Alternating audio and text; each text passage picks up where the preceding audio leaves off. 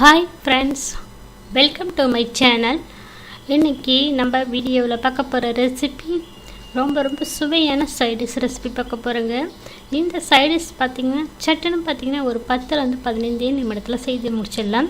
சுட சுட சாதத்தில் போட்டு சாப்பிடும்போது ரொம்ப ருசியாக இருக்கும். இட்லி தோசைக்கும் ரொம்ப ருசியாக இருக்குங்க.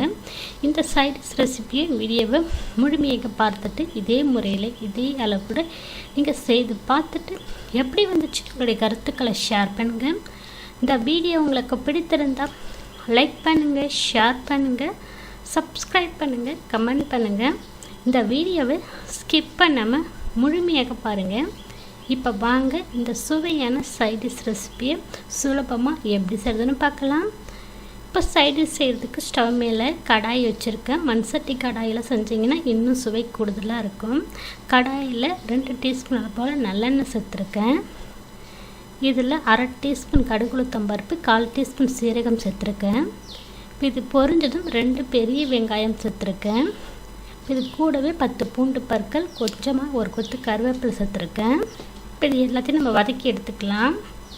வெங்காயம் பாதி அளவுக்கு வதங்கும். தக்காளி பழம் 3 தக்காளி பழம் நல்ல பழுத்த பழமாக நாட்டு தக்காளியாக சேர்த்துக்குங்க. அப்போ தான் இந்த சைடிஷ் நல்லா சுவையாக இருக்கும்.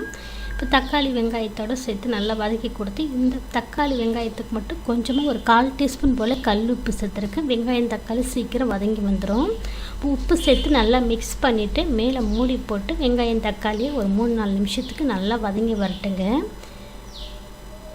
இப்போ வெங்காயம் தக்காளி நல்லா வதங்கிடுச்சுங்க.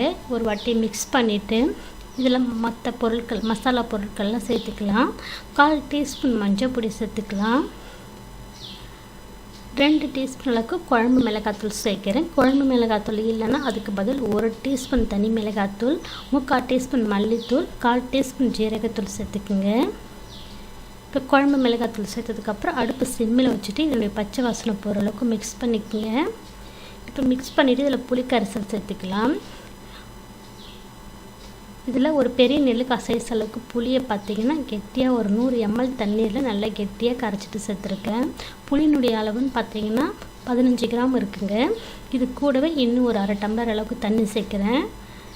தண்ணி சேர்த்து மிக்ஸ் பண்ணிக்கலாம். நம்ம ஆல்ரெடி ஏற்கனவே வெங்காயம் தக்காளி வதக்கும் போது கொஞ்சம் உப்பு சேர்த்து இன்னும் கொஞ்சம் ஒரு 1/2 ஸ்பூன் அளவுக்கு உப்பு சேர்த்து மிக்ஸ் பண்ணிவிட்டு மேலே மூடி போட்டு குழம்பு பார்த்திங்கன்னா ஒரு 7-8 நிமிஷம் போல் மீடியம் ஃப்ளேம்லேயே கொதிக்க விடுங்க.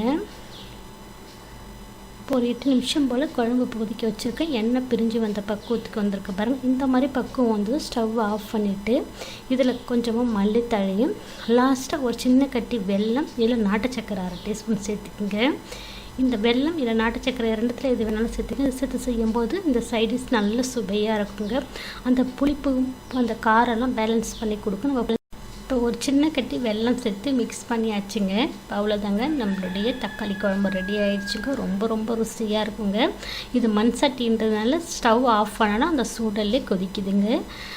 ருசியான தக்காளி குழம்பு நீங்கள் ட்ரை பண்ணி பாருங்கள். சுட சுட சாதத்தில் போட்டு சாப்பிடும்போது அமிர்தமாக இருக்குது. இட்லி தோசைக்கு சப்பாத்திக்கெல்லாம் நல்லாயிருக்குங்க. இந்த குழம்பு நம்ம ஒரு நாள் செய்து இன்றைக்கி வச்சுக்கிட்டோம்னா 2-3 நாள் கூட வச்சு சாப்பிட்லாங்க. சீக்கிரம் கெட்டும் போகாது. இந்த ருசியான தக்காளி குழம்பு இதே முறையில் நீங்கள் ட்ரை பண்ணி பார்த்துட்டு எப்படி வந்துச்சுன்னு உங்களுடைய கருத்துக்களை ஷேர் பண்ணுங்கள். இந்த வீடியோ உங்களுக்கு பிடித்திருந்தால் லைக் பண்ணுங்கள், ஷேர் பண்ணுங்கள், சப்ஸ்கிரைப் பண்ணுங்கள், கமெண்ட் பண்ணுங்கள். இந்த வீடியோவை ஸ்கிப் பண்ணாமல் முழுமையாக பார்த்ததுக்கு நன்றி. வணக்கம்.